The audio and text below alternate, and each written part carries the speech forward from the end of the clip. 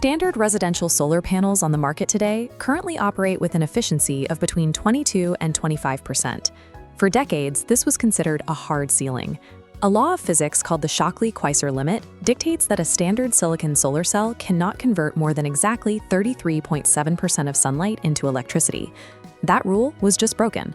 The Chinese solar manufacturer LONGi has officially certified a new cell with an efficiency of 34.85%.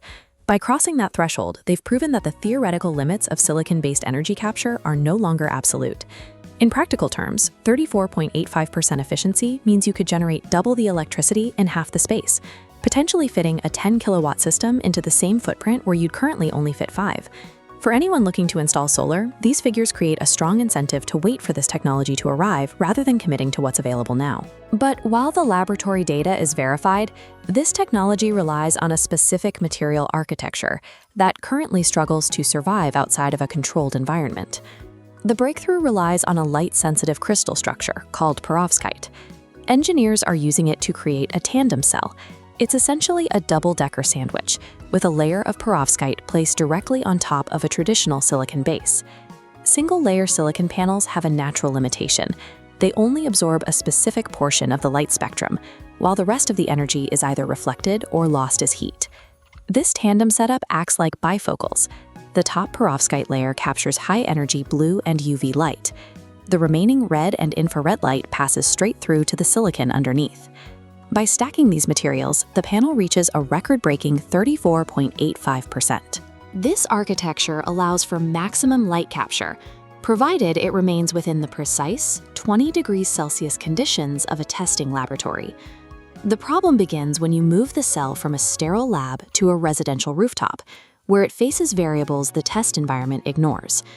When the ambient temperature hits 45 degrees on a summer day, the surface of a dark solar panel can easily reach 70 degrees Celsius.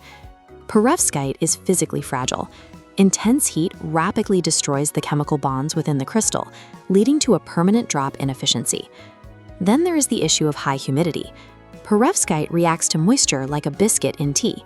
It appears stable, but ambient humidity effectively rots the cell's internal structure from the inside out. Abrasive dust and seasonal storms further degrade the surface, creating a layer of grit that blocks the very light the panel is designed to capture. There is also a technical gap between how these cells are reported in research and how they perform as a finished product, specifically the difference between cell and module efficiency.